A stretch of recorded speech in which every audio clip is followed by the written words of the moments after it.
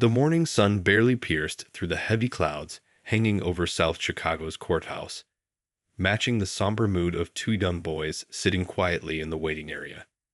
The identical twins, just 12 years old, sat so close together their shoulders touched, their matching blue sweaters a stark contrast to the dull gray walls surrounding them.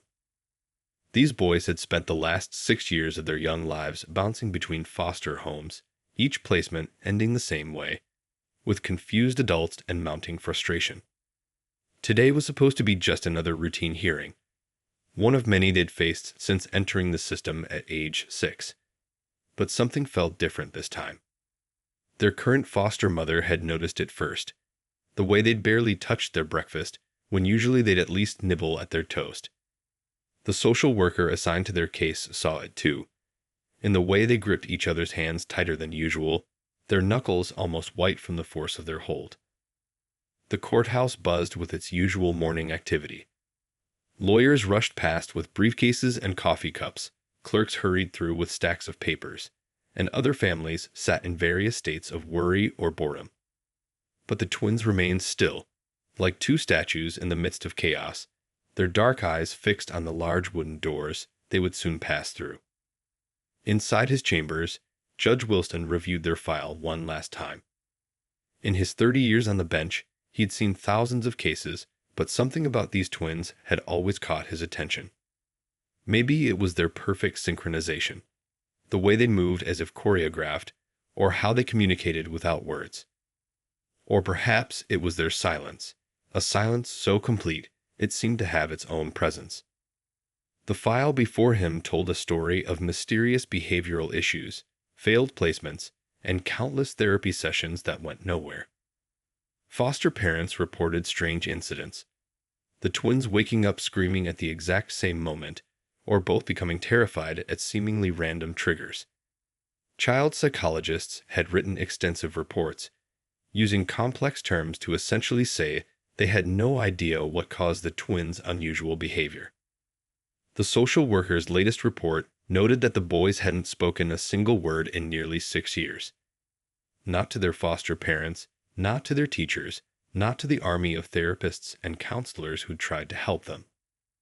They communicated with each other through looks and subtle gestures, but to the rest of the world, they remained silent witnesses to their own lives.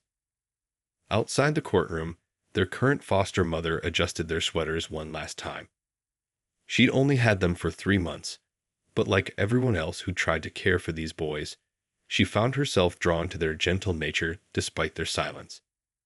She'd stayed up late many nights, wondering about the secrets locked behind their quiet exterior. The court officer appeared at exactly 9:30 a.m., clipboard in hand.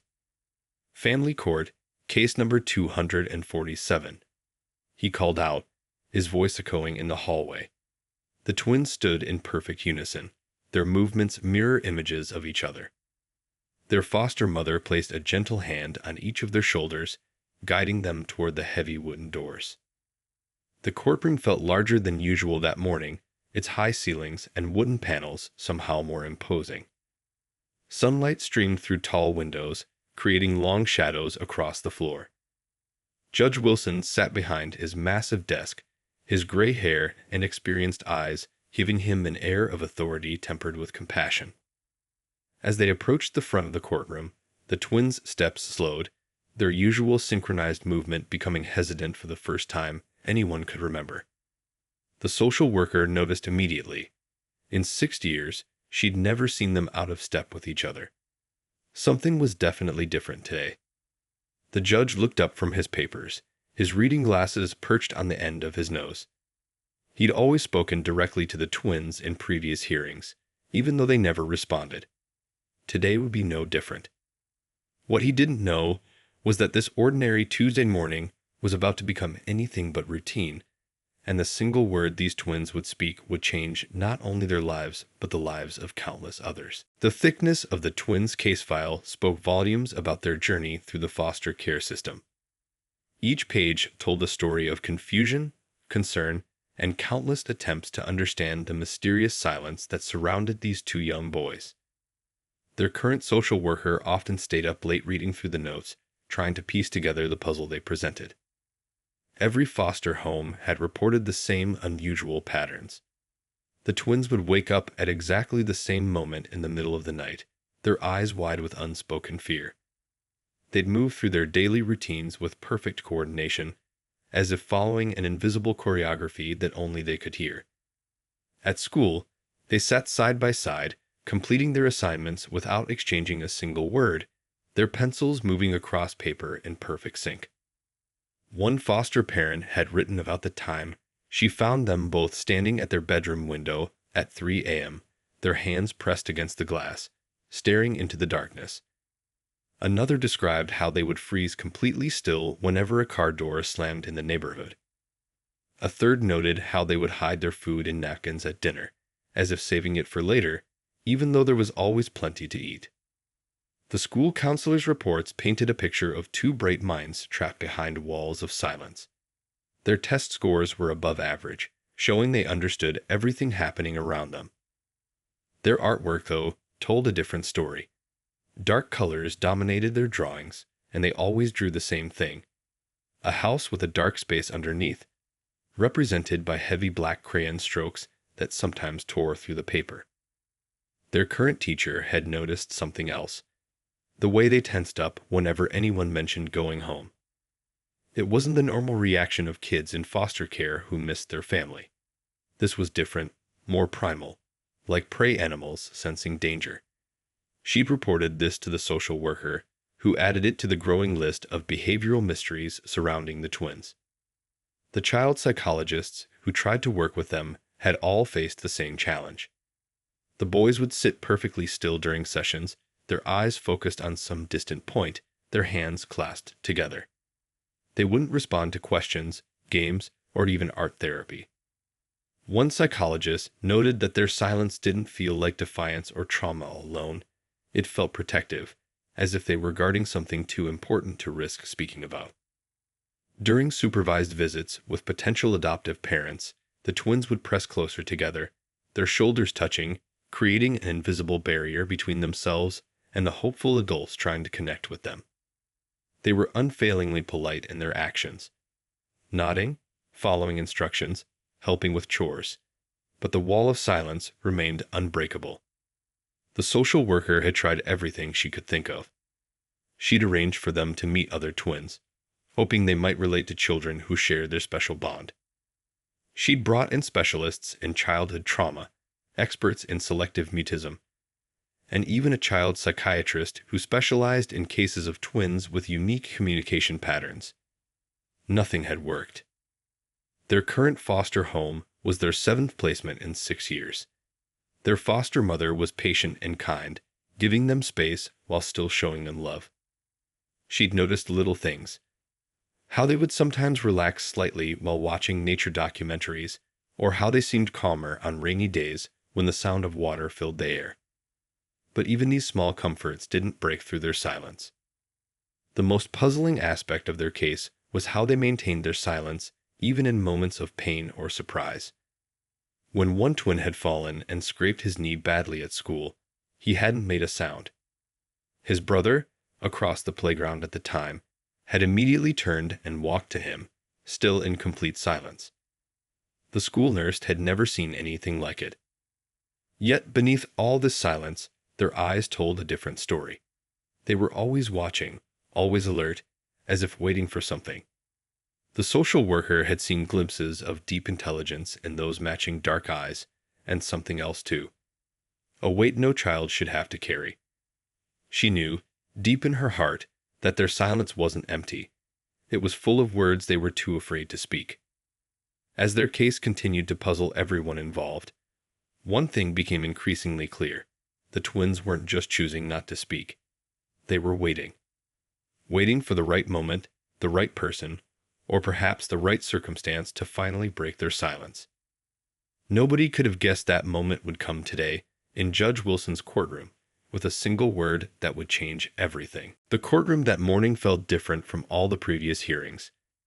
Maybe it was the way sunlight filtered through the tall windows, casting long shadows across the worn wooden floors, or perhaps it was the unusual stillness in the air. Even the typical courthouse sounds seemed muffled, as if the world itself was holding its breath. Judge Wilson had already reviewed 17 cases that morning, each with its own story of struggle and hope. His reading glasses sat low on his nose as he looked up from the thick file before him, studying the twin boys standing perfectly still at the front of his courtroom. In all his years on the bench, something about these two had always caught his attention, not just their silence, but the weight of it. The social worker stood slightly behind the twins, her hand resting gently on the back of an empty chair. She'd been through this routine many times before with them, explaining how each hearing was a chance to help find them a permanent home. The boys hadn't responded then, just as they hadn't responded to anything else in 6 years. But today, their usual perfect stillness had a different quality to it, like a wire pulled too tight, ready to snap. The judge began his usual process, speaking directly to the twins as he always did, despite their history of silence. "Good morning, boys," he said, his voice carrying its usual mix of authority and grandfatherly warmth. "I see we're here today to review your current placement." He paused, adjusting his glasses as he looked down at their file again. That's when it happened. The moment that would change everything. Both twins suddenly lifted their heads at exactly the same moment, their dark eyes focusing directly on the judge. The social worker felt a shiver run down her spine. In 6 years, she'd never seen them make eye contact with any authority figure. The courtroom clerk stopped typing, her fingers frozen above the keyboard, sensing the shift in the atmosphere. The twins' lips parted in perfect synchronization, and for the first time since they were 6 years old, they spoke. One word, uttered in unison, their voices rusty from years of disuse. Basement. The word hung in the air like smoke, heavy with meaning. Judge Wilson's hand, which had been reaching for his water glass, stopped mid-motion. In 30 years on the bench, he'd heard thousands of testimonies, countless pleas, and innumerable stories. But something in the way these boys said that single word made the hair on the back of his neck stand up. It wasn't just the fact that they'd spoken, stunning as that was. It was the hollow, haunted quality of their voices, the way the word seemed to carry years of unspoken horror within its 2 simple syllables. The judge had heard trauma speak before, had seen it in the eyes of countless children who'd passed through his courtroom. This was different. This was something that made his judicial instincts scream for immediate action. The court reporter's hands trembled slightly as she recorded the moment. The social worker had unconsciously gripped the chair back so hard her knuckles turned white. The foster mother, sitting in the back of the courtroom, pressed her hand to her mouth, tears welling in her eyes at hearing their voices for the first time. The twins remained standing, their eyes still locked on the judge, their shoulders touching as always. But something had changed in their stance. The tension they'd carried for 6 years had shifted, as if speaking that one word had already begun to lift a tremendous weight from their small shoulders. Judge Wilson leaned forward slightly, his years of experience telling him that this moment was critical. He'd learned long ago that sometimes the smallest voices carried the most important messages. The silence that followed the twins' word wasn't empty anymore. It was filled with possibility, with the chance for truth to finally emerge. The next few seconds would prove crucial. As the judge reached for his phone, his decision already made, he knew that this single word from 2 silent boys was about to set in motion a chain of events that would uncover secrets long buried, bring justice to those who thought they'd escaped it, and finally give 2 brave young souls the chance to be heard. The next few moments in Judge Wilson's courtroom moved with extraordinary speed, yet somehow felt frozen in time. The judge's hand reached for his phone with practiced calm, but his eyes never left the twins. Years of experience had taught him to trust his instincts, and right now, every instinct he had was screaming that this was not a moment to hesitate. "Clear the courtroom," he ordered, his voice quiet but firm. The court officer moved immediately, his shoes making soft squeaking sounds on the polished floor as he began ushering out the small crowd of waiting families and attorneys. Some looked confused, others curious, but something in the officer's expression prevented any questions. The foster mother started to rise from her seat, but the judge gestured for her to stay. "You'll want to remain present for this," he said, his tone gentler now. The social worker moved closer to the twins, who still stood perfectly still, their eyes fixed on the judge as if they'd found the lifeline they couldn't afford to lose.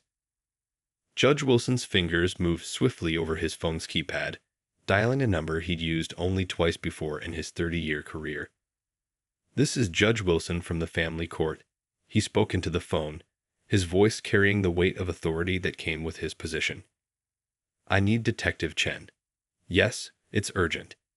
"Tell her it's about the cold case she mentioned last month."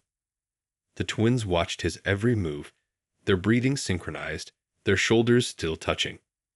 But something had changed in their stance, a subtle shift that the social worker noticed immediately. For the first time in 6 years, they looked less like they were bracing against the world and more like they were ready to face it.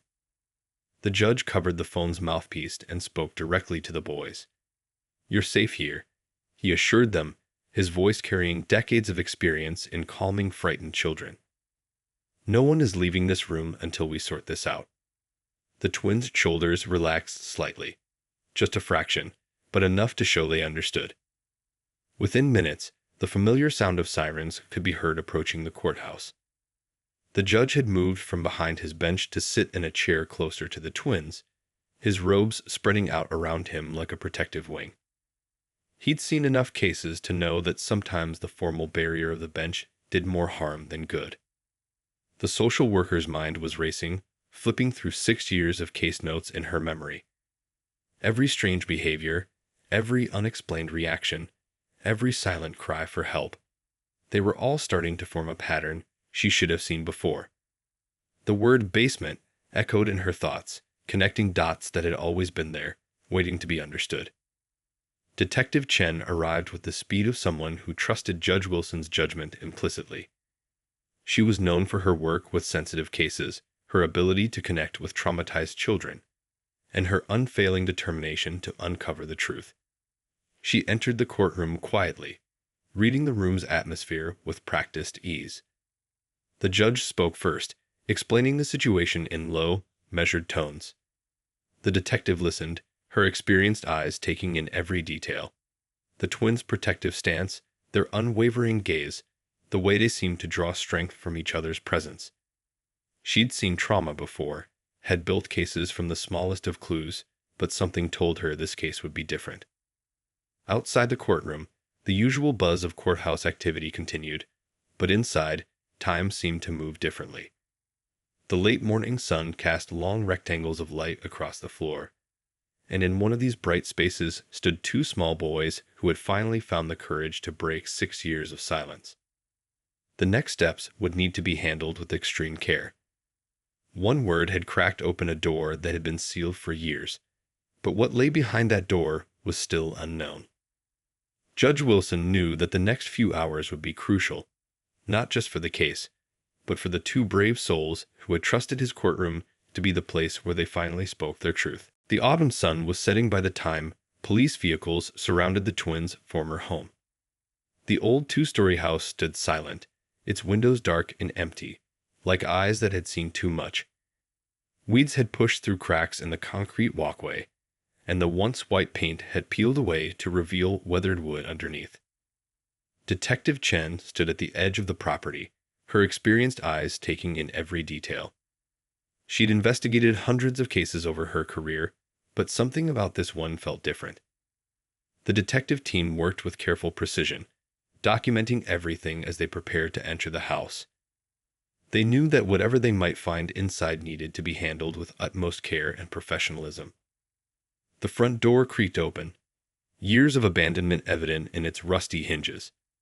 Flashlight beams cut through the dusty air, revealing a house frozen in time. Coffee cups still sat on the kitchen counter, mail remains scattered across the dining room table. Everything left exactly as it had been the day the family suddenly disappeared 6 years ago. But it was what lay beneath the house that mattered most. The basement door, hidden behind an old bookshelf that had been built into the wall, wouldn't have been noticeable to anyone who wasn't specifically looking for it. The discovery sent a chill through even the most seasoned officers. One of them radioed back to Detective Chen. "You need to see this." The detective made her way down the narrow stairs, each step feeling heavier than the last. The beam of her flashlight revealed walls lined with filing cabinets and computer equipment that seemed far too sophisticated for an ordinary home. A tech specialist was already working on the computers, his fingers flying across keyboards as he fought through layers of encryption. "The files go back at least 10 years, he reported, his voice tight with controlled emotion. "They're encrypted, but we're breaking through." Whatever they were doing down here, they kept detailed records. The detective nodded, making notes as she continued to survey the room. Every officer there knew they were standing in the middle of something much bigger than they'd initially suspected. Back at the courthouse, Judge Wilson had created a protective bubble around the twins. They sat in his private chambers now, a child psychologist present, along with their social worker and foster mother. The boys hadn't spoken another word since basement, but their eyes followed every movement, every phone call, every whispered conversation between the adults. The judge had ordered dinner brought in. Simple hamburgers and fries that the twins actually ate, another small but significant change in their behavior. It was as if speaking that one word had begun to free them from invisible chains they'd worn for years. Their foster mother noticed how they no longer flinched when someone walked behind them. A tiny shift that brought tears to her eyes. At the house, evidence continued to mount. The tech team had begun to crack the encrypted files, revealing a network that stretched far beyond this single basement. Detective Chen coordinated with federal authorities, knowing this case had just grown far beyond their jurisdiction. Each piece of evidence they uncovered painted a picture of an operation that had touched countless lives. The neighbor across the street, an elderly woman who'd lived there for 40 years, spoke with investigators. "They seemed so normal," she said, her hands trembling around her cup of tea. "The boys would play in the yard sometimes. Then one day, they just disappeared. The parents said they were moving for work, but something felt wrong. I should have said something sooner." The detective assured her that speaking up now was still helping. As night fell, the investigation continued under bright portable lights that made the old house look like a scene from a movie. But this wasn't fiction. This was real life, with real victims who had carried their silence for 6 long years. The weight of what they discovered hung heavy over everyone involved. Back in his chambers, Judge Wilson received preliminary reports from the scene. With each new detail, he became more certain that his decision to act on the twins' single word had been the right one. He watched the boys, now sleeping on his office couch for the first time in anyone's memory, and silently promised them that their courage would not go to waste. Dawn broke over the city as Detective Chen stood in the police station's conference room, surrounded by walls covered in photos, documents, and maps. Red strings connected different locations, creating a web that grew more complex by the hour. The case that had started with one word from 2 brave boys had exploded into the largest child protection operation in the state's history. The investigation team had worked through the night, fueled by coffee and determination. The encrypted files from the basement had revealed a network that spread across multiple states. The detective watched as another pin was added to the map, marking yet another location connected to the case. Each pin represented not just a place, but lives that needed to be saved, stories that needed to be told. In another part of the city, federal agents were closing in on the twins' biological parents. Years of living under fake names hadn't been enough to hide them. Their new life in a quiet suburban neighborhood was about to come crashing down. They'd thought their secrets were buried deep enough, hidden behind encryption and false identities, but they'd underestimated the power of their own children's courage. Back at the courthouse, Judge Wilson had hardly slept. He'd spent the night coordinating with Child Protection Services, making sure every child identified in the growing case would have immediate access to support and care. His 30 years on the bench had prepared him for many things, but the scope of what was unfolding tested even his experienced shoulders. The twins remain under protective custody, now staying in a special facility designed for children in sensitive cases.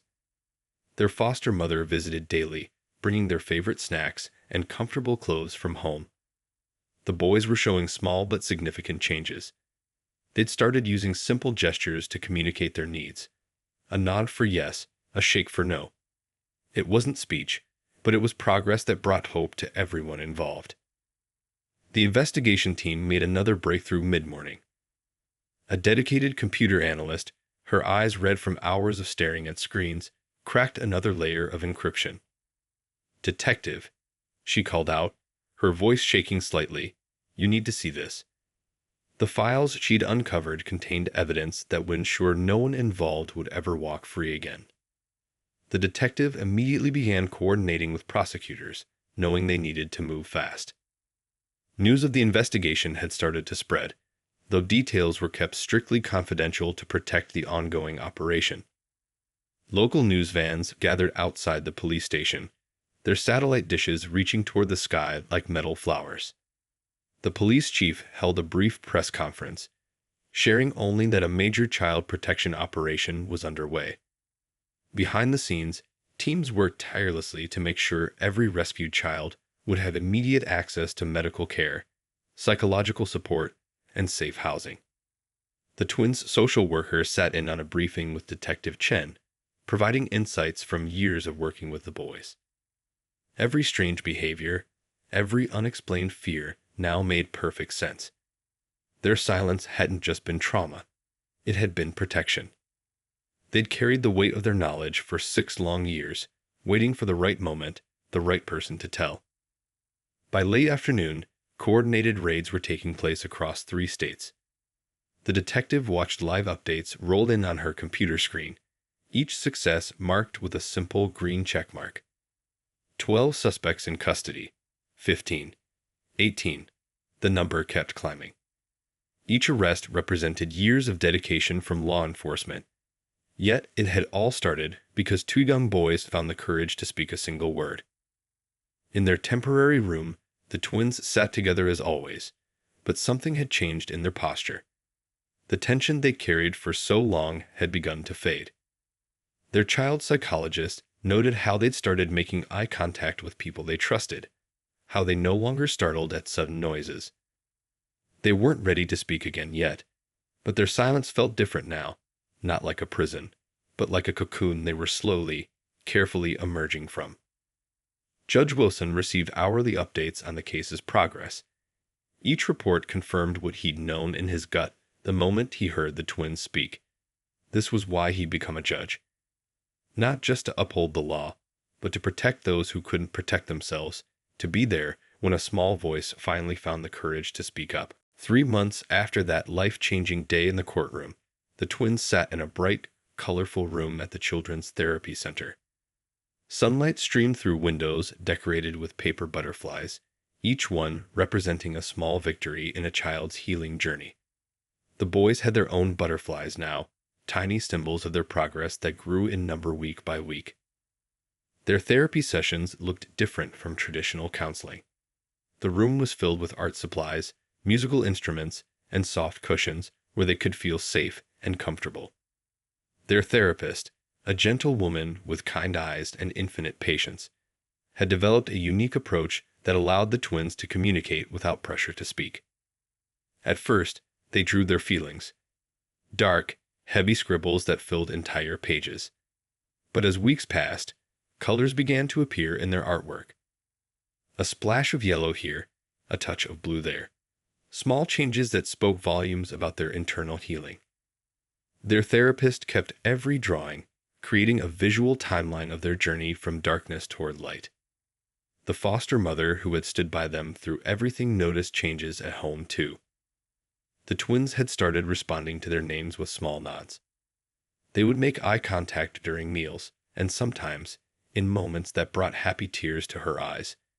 She caught them almost smiling while watching funny videos on TV. These weren't just changes in behavior. They were signs of trust slowly rebuilding. Their social worker had been amazed by their progress in school. The twins still sat together, but they'd started participating in class activities in their own way. During group projects, they would contribute through drawings and written notes. Their math teacher discovered they had a particular talent for numbers, and their art teacher couldn't stop praising their creative expressions. One breakthrough came during a music therapy session. The therapist had introduced them to drums, thinking the physical activity might help release some of their stored tension. At first, they just held the drumsticks, unsure and hesitant. But then, slowly, they began to tap out rhythms together, perfectly synchronized at first, as they did everything. Over time, they started creating different but complementary beats, each finding their own voice through the music. The Child Advocacy Center had assigned them a special advocate who visited weekly, bringing books and games that helped them learn to express themselves in new ways. She taught them simple sign language, giving them another tool for communication. The boys took to it quickly, their hands forming words their voices weren't ready to speak. Judge Wilson kept close tabs on their progress, receiving weekly updates that brought hope to his heart. He'd seen many cases over his career, but watching these two brave souls slowly emerge from their protective shell reminded him why he'd chosen this path in life. The judge had become a regular donor to the therapy center, ensuring other children would have access to the same healing resources. The investigation had led to major changes in the child welfare system. New protocols were put in place to detect signs that might have been missed before. Social workers received additional training in trauma recognition, and the court system developed better ways to help children feel safe when testifying. The twins' case, though unique, had created ripples that would help countless other children. Their foster mother had transformed the spare room in her house into a calm space filled with soft lights and gentle colors. The twins would spend time there when they felt overwhelmed, and gradually, the periods of overwhelm became shorter and less frequent. She'd learned their subtle signals, a slight shift in posture that meant they needed space, a particular look that asked for comfort. The breakthrough they'd all been hoping for came unexpectedly during a regular therapy session. While working with Clay, one of the twins looked up at his brother and whispered, "Blue?" asking about the color of clay to use. The room froze for a moment, then carried on, as if nothing extraordinary had happened, though everyone present knew they'd just witnessed another small miracle. That evening, their foster mother found them in their room, holding hands as always, but something was different. Their shoulders were relaxed, their breathing easy. A children's book lay open between them, and as she watched from the doorway, she heard the softest whisper as one brother helped the other with a difficult word. They were finding their voices not just as survivors, but as children finally free to grow and learn and heal. 2 years had passed since that life-changing moment in the courtroom. The morning sun streamed through the same tall windows, but today the atmosphere was completely different. The twins, now 14, stood before Judge Wilson again, but this time their faces held something new: hope. The courtroom was filled with people who had been part of their journey. Their foster mother sat in the front row, tissues clutched in her hands, her eyes shining with happy tears. The social worker who had stayed with them through everything sat nearby, thinking about how far they had come. Even Detective Chen had taken time from her busy schedule to be present for this special day. This wasn't a normal hearing. It was an adoption ceremony. After 2 years of healing, growth, and gradually finding their voices again, the twins were about to officially become part of their foster family forever. Their foster mother, who had stood by them through nightmares and breakthroughs, tears, and tiny triumphs, would finally become simply Mom. The boys no longer stood with their shoulders touching, though they still stayed close to each other. They had learned that being brothers didn't mean they had to be exactly the same. One had discovered a talent for painting, filling canvases with bright colors that seemed to make up for all the dark years. The other had found his passion in writing, filling notebooks with stories that helped other children understand they weren't alone. Judge Wilson looked different too. More gray peppered his hair, but his eyes held the same kindness that had given 2 silent boys the courage to speak that one crucial word 2 years ago. He had changed his courtroom procedures since then, making sure every child who came before him felt safe enough to speak their truth. The adoption ceremony itself was beautiful in its simplicity. The judge spoke directly to the twins, something he'd done even when they couldn't respond. But this time, when he asked if they wanted to be part of their new family forever, both boys answered clearly. Yes. Their voices, though quiet, carried clearly through the courtroom, bringing smiles to every face present. Their story had created lasting change in the child welfare system. The case had led to new laws being passed, better protection for vulnerable children, and improved training for social workers and judges.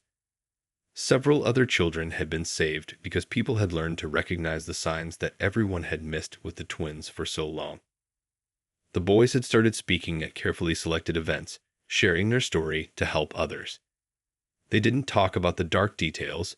Instead, they focused on healing, on the power of speaking up, and on the importance of listening when children try to communicate in whatever way they can. Their words, once locked away for so long, now helped create change. Their new mom had transformed their bedroom into a space of comfort and creativity. One wall was covered in their artwork, another held bookshelves filled with stories. A drum set sat in the corner. Music therapy had become a regular part of their lives, helping them express feelings when words still felt too hard. After the judge signed the final papers, the courtroom burst into applause. The boys' new mom hugged them close, and for the first time, they'd hugged back without hesitation. The social worker wiped away tears, remembering the silent, frightened children they had once been.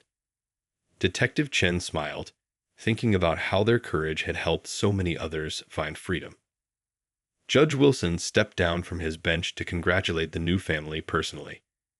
He kept his voice quiet as he told the twins how proud he was of them, how their bravery had changed not just their own lives, but the lives of countless others. The boys smiled, real, genuine smiles that reached their eyes. As they left the courtroom that day, the twins walked toward their future with confidence. They had learned that their voices mattered, that adults would listen, and that speaking up could create positive change. Their story had started with one word spoken in fear, but it had grown into a message of hope that would continue to help others for years to come.